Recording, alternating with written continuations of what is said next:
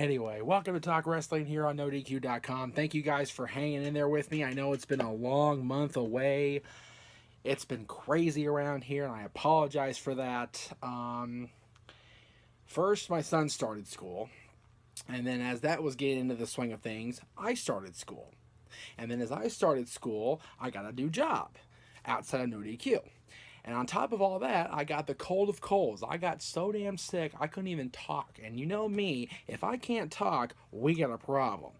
So, for me, it's just been a long month of this, a month of unsure hours at work, a month of going to school and enjoying school. Don't get me wrong, I enjoy my class to death. I love Political Science 150 to pieces, and Professor Morioni is awesome.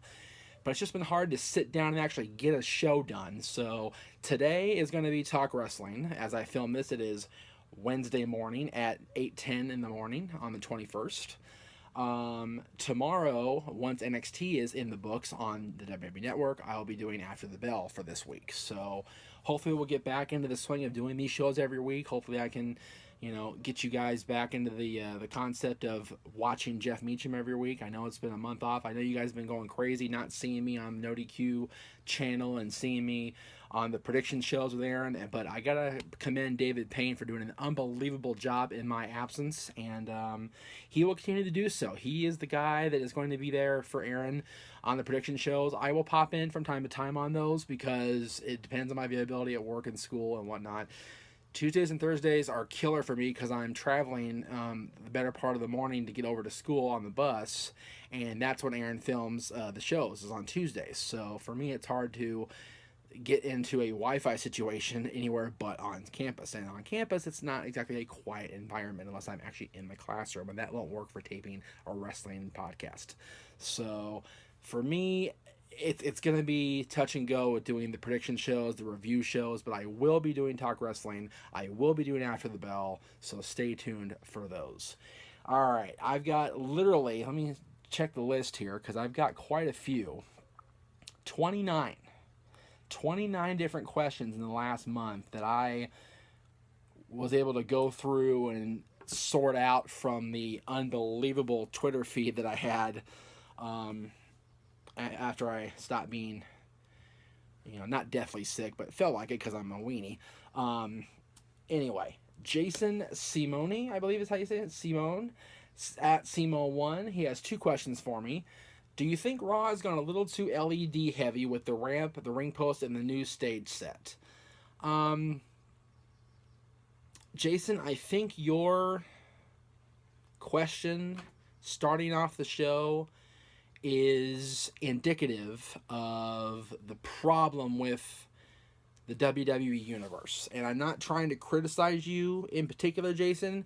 Your question just stood out to me because we're nitpicking how the stage looks. We're nitpicking how the visual display is presented to the WWE audience and the universe. For me, it is and has always been about what happens in between the 20 by 20. Always. That's what it's all about. And for me, the product is okay in the ring. The storylines are okay. If we are worrying about, literally, if we're worrying about the way the LED lights look on the Raw or the SmackDown or the NXT stage, we need to reevaluate how we approach our look at sports entertainment. Because I really don't think it's that big a deal that Raw has extra sparklies. I really don't. So, again, not trying to give you crap, Jason, but that kind of question leads me to think that more people are thinking along those lines, and it scares me that the current wrestling fan doesn't look past stuff like that, if that makes any sense. Jason's other question says, do you think fans give up too easy on matches these days and boo it before it can really build to something great? Yes, I do, actually.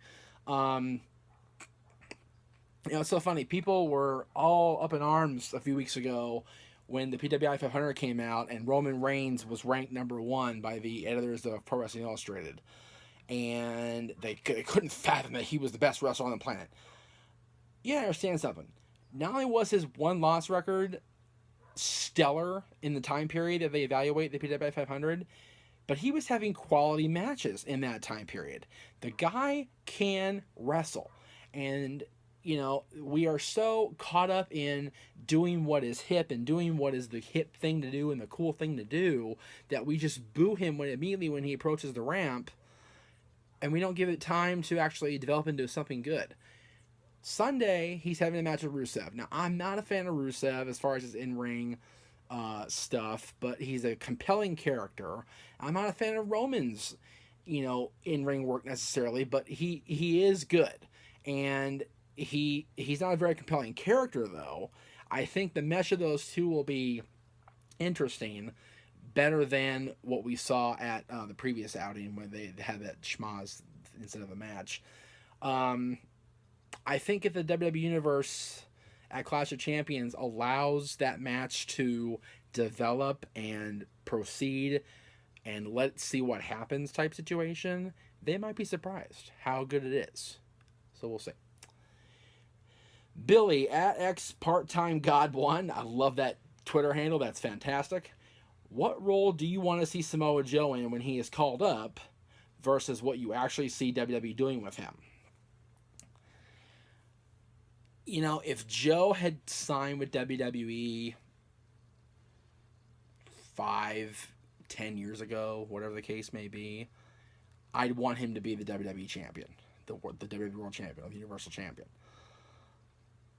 The state of his career he is now, he was an awesome NXT champion. He was a dominant NXT champion. I don't think he needs the WWE Championship on his resume. AJ Styles, I think, needed the WWE Championship to cement his wrestling legacy. I think Joe did that with his combined works in Ring of Honor and TNA. I think going to NXT only solidified his status as one of the best big men, one of the best ever, period. Joe's a phenomenal talent, and not to take away from AJ, who is the phenomenal one, obviously. But Joe, I don't know if Joe needs the title. So I'd like to see him maybe get a good Intercontinental run. What I think they'll do with him is probably along the same lines, have him be upper mid-card at best when they do bring him to the roster. If they even do bring him to the main roster, he may just be NXT and done. Time will tell. This is from at Wrestling Gremlins, or at Wrestle Gremlins. This is the Wrestling Gremlins is the name. Wrestle Gremlins is the Twitter handle. I wonder if they couldn't get the handle. If you could sign 3 non-WWE wrestlers, who would they be? Mine are Adam Cole, Kenny Omega, and Jay Lethal.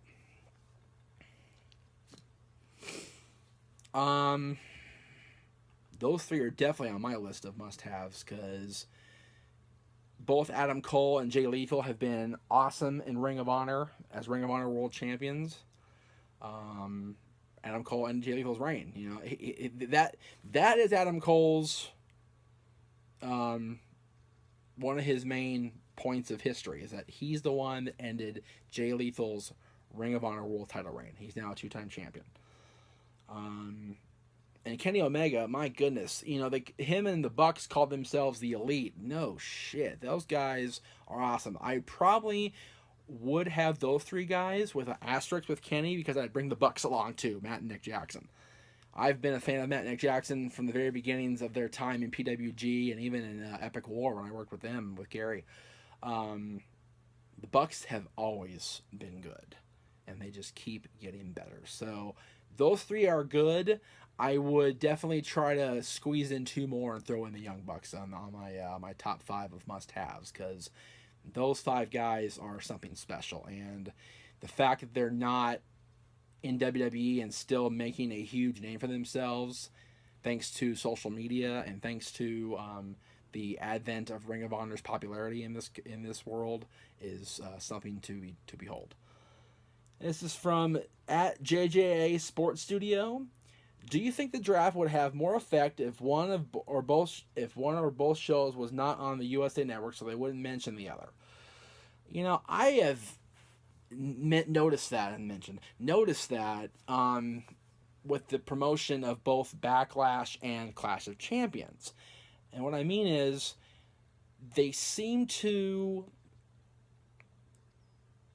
go out of their way to dig at the other show during the show, but then you see commercials for Backlash on Raw and for Clash of Champions on SmackDown, and it's like, we're promoting the brand. I get it's all under the WWE umbrella, and I get they have to promote the pay-per-view for the WWE name, but if I'm supposed to suspend disbelief and believe that these brands are actually in a war with each other, much like they were in 2002, why would I want to see a Raw commercial on SmackDown or vice versa?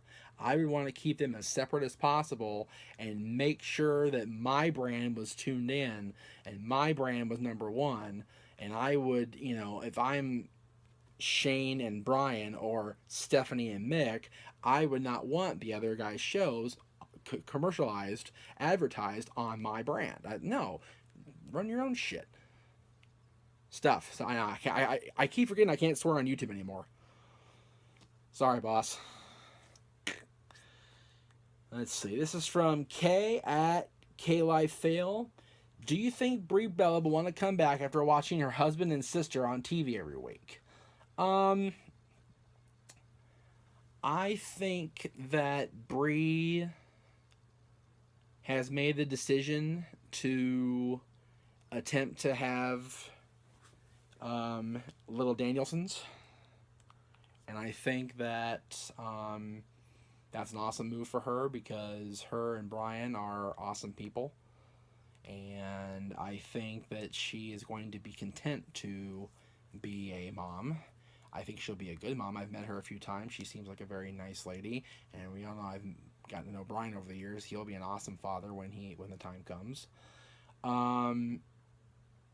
Some people, when they walk away, don't get the itch anymore. Like, look at Shawn Michaels. He stayed away for a long time. He would come back here and there, but he never actually got in the ring in his gear to compete until earlier this year, WrestleMania, when he was involved with that brawl with the New Day. So maybe Brie just won't have the itch anymore, and I hope she doesn't. I hope for her sake and for Brian's sake and for her children's sake, she doesn't have the itch anymore. Last man sitting at Andrew McManus 24. When Gargano and Ciampa go up to the main roster from NXT, will they go up as a tag team or a singles? I know Gargano got signed to the Cruiserweight division on Raw. I don't remember seeing an advertisement for Ciampa being signed to the Cruiserweight division. So it would occur to me that they're going to be split up, because Ciampa's not signed full-time to Raw. So it looks like they're going to be split up, which is fine, because Gargano is an unbelievable singles wrestler, as is Tommaso Ciampa. So, probably as singles, but they may surprise us yet. You never know. This is from at It's Delta Ghost. Is Bret Hart right about Seth Rollins being reckless? To be honest, I agree with Bret. It's very hard to argue with Bret Hart when it comes to Seth Rollins, because you watch his matches with Sting, and his match with Sting, and his match with Finn Balor, and both those guys ended up in the hospital because of the buckle bomb. And I don't know if that's entirely Seth Rollins' fault, or if that's the fault of the company for not taking the route of the curb stomp and banning it the first time it caused serious injury. I mean, it literally ended Sting's career. It literally ended his career. And they still allowed it to continue for almost a year. And then Finn Balor got hurt at SummerSlam. So for me, if I'm the responsible parent company of the guy that's doing this, I'm banning that move. So I think there's equal fault in Seth Rollins, who at times appears reckless, but I think it's just a very strong style. And then it's definitely WWE's fault for not nipping it in the bud sooner. This is from Awesome Robin at Scruffy Punk Kid. If WWE bought TNA tomorrow, should they use the library just on network or career DVDs like AJ? And what talent should they pick up? This has been the topic of the week, hasn't it? It's all over social media that WWE may just buy TNA before the year is out. If I'm Vince McMahon, the last thing I need on my dock is more talent to waste. They're already not using everybody the right way now. So if I'm Vince McMahon and I'm Triple H and Stephanie and the other higher ups in the company that make these decisions, I go after the library. I go after the complete TNA video history from 2002 to 2016 and put that shit on my network and make people, let people see what they've chosen not to see if they're WWE hardcore fans like some of you guys are, like I have become in recent years. And let the TNA audience let their brand rest in peace, because right now it's dying a slow, agonizing death. If I'm Vince, I pick up the video library and I put out DVDs for AJ and for Joe and for whoever else has been in TNA that and I would go that route and not pick up any contracts. This is from Matt Big 123. Where do you see Emma being when she comes back? Another hot topic in the news. Emma seems rather frustrated that she has not has not returned to either Raw or SmackDown in any capacity except at house shows when she's been the guest referee on the Raw brand for the women's matches. Emma is too talented not to be on Raw or SmackDown. And if I'm looking at the landscape and I see, Raw and SmackDown right now, both divisions have a really strong foothold in their brand. Raw's women's division, you've got Charlotte, Sasha, Bayley, Nia Jax, Dana Brooke, Alicia Fox when she's not crazy. And then on SmackDown, you've got Becky and Natty and Naomi and Carmella and Alexa and Nikki Bella.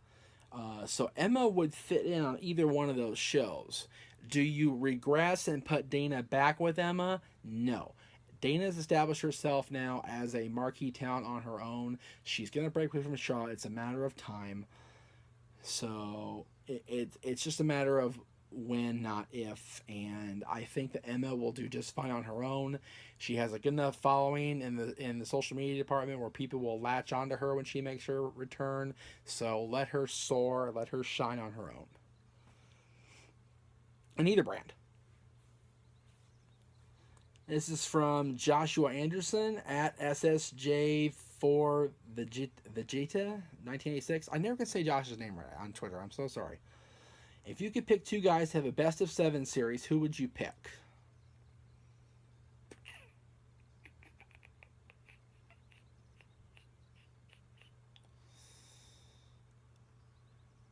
Because they're both still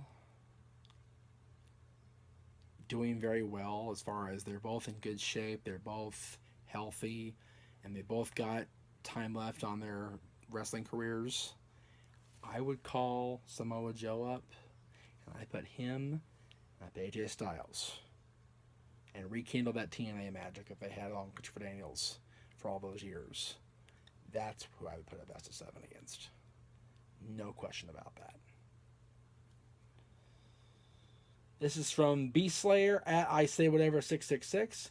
With Ryback and Del Rio, as well as going as far back to Punk in terms of empty promises and the constant lies, bad look for WWE. Yeah, I remember something. Beast Slayer. You gotta remember that every guy that walks away from the company or, you know, does something to leave or gets themselves fired or whatever, they have an axe to grind. They have a social media following to adhere to and to pander to. I will give Punk credit in that he really didn't say anything when he left until the very end of that year when he went on the Art of Wrestling with Colt. And that was really all he said for a while. He didn't bitch and moan and complain. He just walked away.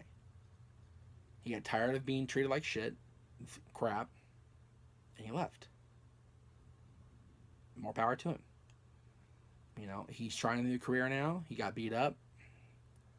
I was rooting for him in UFC, and I feel bad that he got whooped so bad. But it is what it is. Ryback, Ryback's been given chance after chance to succeed, and he's come up short at the big win, so I don't see a need to keep him around. Alberto, I'm pissed they're getting rid of because they let it get away because Alberto is one of my favorites, and excuse me, cough lingering still a little bit. I don't think it's bad for WWE. I think it's a bad move on the individual's part to grind the axe against the company that made him a star. If I'm them, I'm pursing my lips and keep my mouth shut in case I never need a job again and I can go back. Punk will probably never go back. Ryback, we'll see. Alberto, probably not. 2 questions from Mr. Yuck this week. By the way, Mr. Yuck, I have a no DQ belt for you, the figure belt, and I need your address. So, DM me on Twitter your address, and we'll get it to you. Okay? How will the Royal Rumble work with the brand split? Another 40-man match? Does the winner pick the WrestleMania title shot? I would guess 15 per brand. You got Raw and SmackDown. Or maybe, 13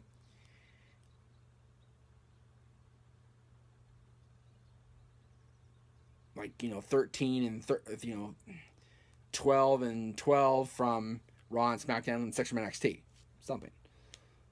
And it wouldn't surprise me if they allow the winner of the Rumble to choose which brand's champion they face and maybe do a Benoit type jump from one brand to the other. Ms. Jack also asks, do you think SmackDown will introduce a cruiserweight division or possibly a new division like a TV championship or such? I would like SmackDown to get a crack at the Cruiserweight Championship. That's where the Cruiserweight Championship originated in WWE, was on the SmackDown brand back in 2002 when the brand split up. But I like your idea of a TV championship. However, I think a TV championship in today's WWE is a outdated concept because the whole idea was it was a 15-minute time limit and it was only defended on WWE Saturday Night or maybe WWE Saturday Night really, or on the main show at the time. So maybe another championship besides Cruiserweight or TV, but SmackDown needs to respond. If they're going to keep the brands even of championships, they need to do something on SmackDown to keep it even keel. This is from Broken Ty Marshall at Ty Marshall UK. If the WWF did not sign Hulk Hogan, who would have been the top babyface? I'll have to say Randy Savage or Ricky Steamboat. Yeah, remember something. If Vince McMahon doesn't sign Hulk Hogan in 1983, there is no golden era. There is no 1980s wrestling boom. There is none of that. Yes, the Crockett's are doing big business in the South, but And yes, the McMahons are doing big business up north with Bob Backlund and Bruno for a time, a long time. But Vince Jr., Vincent Kennedy McMahon, signing Hulk Hogan is the catalyst that leads them to the promised land. It leads to WrestleMania. It leads to Hogan Piper. It leads to this. It leads to that. Every piece of the puzzle starts. Every puzzle starts with an initial piece. The initial piece of that successful business puzzle for the World Wrestling Federation was Vince McMahon signing Hulk Hogan and sending him to the stratosphere, winning the championship in Madison Square Garden. Without that moment, without that signing of Hulk Hogan, there is no future for the WWF in the way that we saw it develop. Would it continue as Northeast Territory? Probably. But as we've heard time and time again from numerous people over the course of many DVDs and documentaries, Vince McMahon had a vision. And he carried that vision through with the star power of Hulk Hogan. It's simple as that. This is from Dave Lesnar at Batista Brock. The class of OVW was Cena, Batista, Brock, and Randy Orton. Who is your favorite and least favorite from that list? In and out of ring apply. Oh, I'm going to piss everybody off today because my favorite is John Cena. And that's not just because he's the world champion 15 times, not just because he's the face that runs the place. It's because he's the one I've met. He's the one that appealed to me more than the other three. And he's the one that always showed myself and my family respect and courtesy. And he seems like a genuinely nice human being.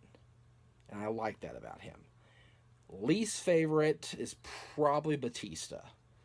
I never really got behind Batista.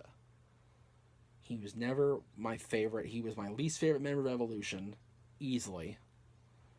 I thought he was just another big guy with tattoos that couldn't do screw all in the ring. And complained a lot and walked away more than once. So for me, he had no value to me. And it's probably going to get me heat with Batista. I'll probably get blocked on Twitter right now as I say this, and it's okay. But I like Orton and I like Brock. I didn't like Brock for a long time when he first came back to WWE because he was nuts, like legitimately insane, in and out of the ring. So he was a danger to many people. Let's see. Wrestling Addict 93 at Wrestling Addict 5. Do you think Bayley is overrated? No. I think that they are... How do I say this? They are really getting behind her. And I don't think it's going to be a negative thing this time. I think that the WWE Universe wants Bayley to be the champion, wants Bayley to be the next big breakout star of the women's division. And I think that calling her overrated is unfair. I think she's sometimes overhyped, but she is good enough to back up that hype. So I think there's no real danger there. These two are from Bruce Grover at Bruce Grover Jr. Who is the worst big guy gimmick? He gives examples: Zeus, El Gigante, Great Khali, John Gonzalez. Well, El Gigante and John Gonzalez are the same guy. And I think that's your winner right there. I think his problem was he was signed to the Turner organization with the Hawks, and the people that ran WCW saw dollar signs on him and moved him from the Hawks to the wrestling. And when that didn't work out for him, they let him go and went to the WWF, and they put that stupid looking suit on him, and he was jobbing the Undertaker for a year, and then they let him go. So he never had the skill to match the dollar signs. He had a look. He was 7'7". He was the tallest wrestler on record. But he couldn't do anything. He had no wrestling talent whatsoever. Zero. All right, now this one Bruce is trying to get me to be a jerk here, so I'm gonna bite on the line here. Fun question: WWE Hall of Fame, Taz, ECW Taz, WWE Taz, or commentator Taz, or all three, or none of the above. It's so funny that a comment I made on Twitter had to be 5 years ago now concerning Taz's treatment of Joey Ryan got me blocked by Taz on Twitter, and all of you still think that I hate Taz for some reason and that Taz hates me. I am about this. Can you see that? There's nothing there. That's why. That much relevance in Taz's life. And to be perfectly honest with you, he's about that much relevance in my life. The only reason I bring him up now is because Bruce asked the question. Taz is definitely a Hall of Fame talent. I think that regardless of his short time as a competitor in WWE, his body of work in ECW is second to none. He was arguably their most dominant performer. And it's arguable because you had Rob and you had Sabu and you had Shane Douglas. But he's also easily the initially best SmackDown color commentator there ever was. He and Michael Cole were a great team. He and Joey Styles were a good team. He and Mike Tenay were a good team in TNA. Taz is a very talented guy in the ring and on the mic. He's definitely a Hall of Fame talent. And I'm not looking for an endorsement. I'm not looking for an unblock. I'm just calling it like it is. Taz is definitely deserving to be in the WWE Hall of Fame. This is from Greg Wright at I Think I'm Right. WRIT is his name. How did you feel when JBL called himself a wrestling god? He was in terrible shape. He had no technical ability. You know, it didn't really bother me per se, but I know it bothered a lot of people because John had no technical skill. He was just a brawler. But I liked the JBL character. I still like the JBL character. He's not a good announcer anymore. He was when he first came back after Jerry had his heart attack. But the JBL character I thought was genius. And calling himself a wrestling god just furthered the heat. Heels generate heat. That is their job. And there was nobody more hated in WWE than JBL, Raw or SmackDown. You could argue he was more hated than Triple H, and Triple H is world champion. And that's a bold argument to make, but I'm making it. Triple H at least had the technical ability and the respect of the fans. People crapped on him. God, I gotta stop swearing. Jeez. People crap on Triple H because he held people down. Pushed them down. But JBL was a terrible wrestler. So he had no respect. He was a bully on top of it, at least back then. Let's see. This is from @AndrewGandera7. Not a wrestling question. He wants to know if I have any favorite Mike Myers movies. Well, there's two Mike Myers that I will consider for this answer. The first one is the Halloween Michael Myers. And you can't beat the original. The original 1978 horror classic by John Carpenter. But as far as the actor Mike Myers, the one who's been on Saturday Night Live and whatnot,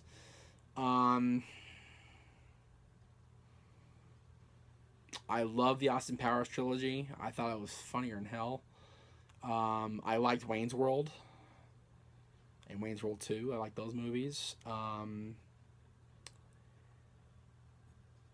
Probably either the Austin Powers movies or Wayne's World movies. I think those two series were both really well. And the series Wayne's World, the skit on Saturday Night Live was classic. Mike Myers was a funny dude. He still is a funny dude. I just don't like some of his movies now, like the one, The Love Guru. I thought was awful. I thought that was a horrible movie, and my son watched it against my better judgment because my brother showed it to him, and it was bad. Anyway, yeah. So Austin Powers and Wayne's World. Andy Deck at Andy's One Styles 2006. Do you think CM Punk going to TNA would be game changing like Hogan to WCW? Absolutely not. Absolutely not. Not even close. Yeah, remember, Hulk Hogan was the WWF. Hulk Hogan was wrestling. Period. If you approach Joe Schmo on the street and asked him about professional wrestling, the name he would say is Hulk Hogan. Before anybody else, before Ric Flair, before Randy Savage, before Ricky Steamboat, before Sting, before any of those guys, the Ultimate Warrior, any of them, they would mention Hulk Hogan. Maybe Andre the Giant, but in the 80s it was more Hulk Hogan. In the 90s it was more Hulk Hogan. Hulk Hogan going to WCW changed everything. It legitimized WCW as a competitor to the WWF. CM Punk already was in TNA, if you don't remember, and he floundered because the creative at that point was awful. He was feuding with Raven in Ring of Honor and then teaming with him in TNA. It's like, And if Punk was smart, like I know he is, he wouldn't go within 100 miles of Dixie Carter or Billy Corgan. They'd ruin his brand all over again. All right, next one is from Alex Danes.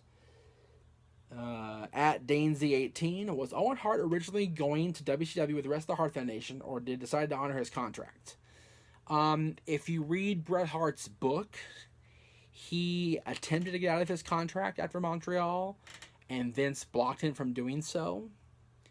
He still had 3 years left on his contract because he and Bret signed their contracts at roughly the same time. And at the end of the chapter of Montreal in Bret's book, Bret has a conversation with Owen saying, in 3 years we'll finish our contracts and go back and sit on our porch and laugh at all this. And so Owen's contract wouldn't have ended until 2000 had he lived. And then it was my understanding that Owen intended to retire and become a firefighter to provide better for his family. Although that's a more dangerous job than wrestling. Not in Owen's case as it turned out. Poor Owen. May he rest in peace. But yeah, it was my understanding that he was trying to get out of his contract and Vince McMahon would not let him. 2 questions from Darren Holding at Daza23081990. Okay. Do you think anyone will break Chris Jericho's Intercontinental Championship record of 9? If so, who and when? No, I don't. And if there is somebody that breaks the record, we haven't seen him yet. Who is over with the fans the most in WWE history? I think Stone Cold Steve Austin. What's your thoughts?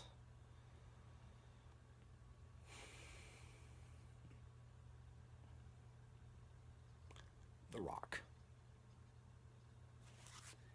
The Rock could say anything, and I mean anything, on Monday. And then come Thursday on SmackDown, the next night at the tapings, he would have the entire audience repeating it back to him. That's over. That's over. That's what that is.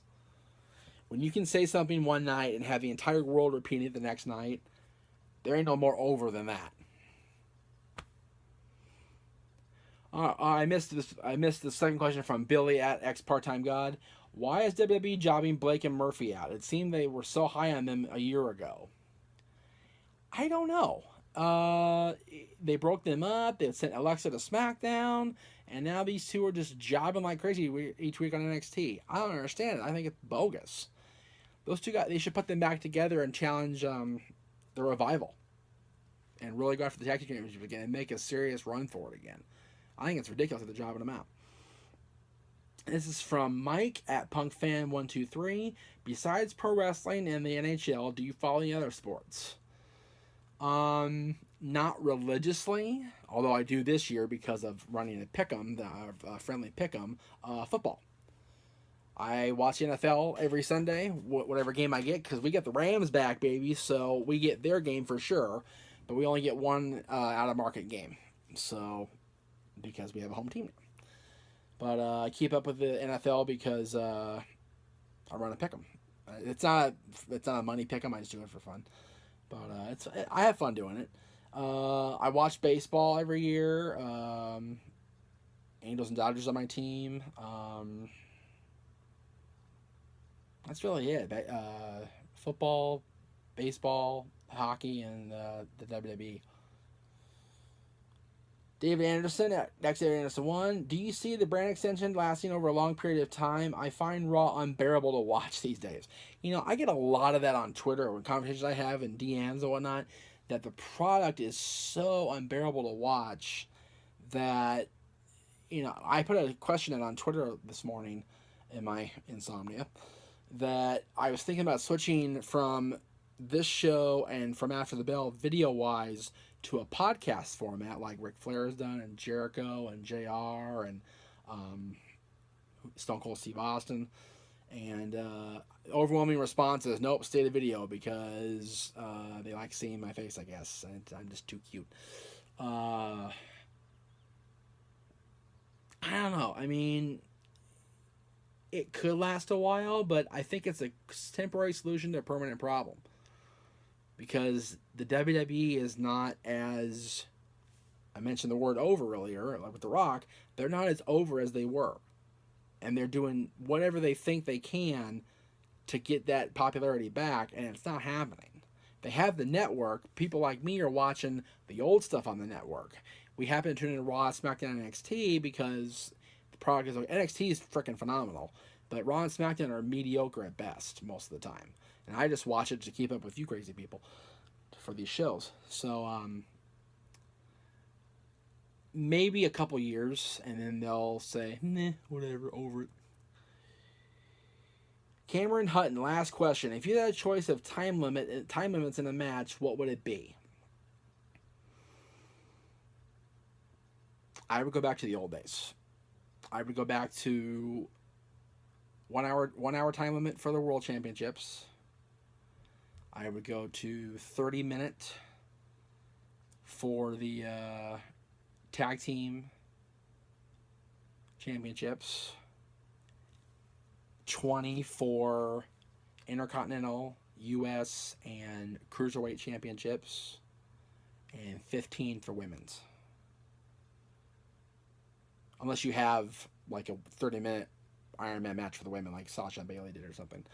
But that's what I would do. I would keep it short and sweet. And stick to it. Don't be a wishy-washy, oh, well, we're not going to do it. No, do it. If you're going to do it, do it. Absolutely. All right. Wow. 45 minutes today. That's crazy. Thank you guys for watching today here on Talk Wrestling. Almost 45, I should say. Thank you for watching Talk Wrestling this week. We'll be back with more next week. Hopefully, we'll have more questions. I'll put a little thing on Twitter once my poll is over. And we'll get some more questions in the mailbag or in the Twitter feed. And don't forget to tune in for After the Bell. After I do an NXT tomorrow night. All right. We will see you guys next time.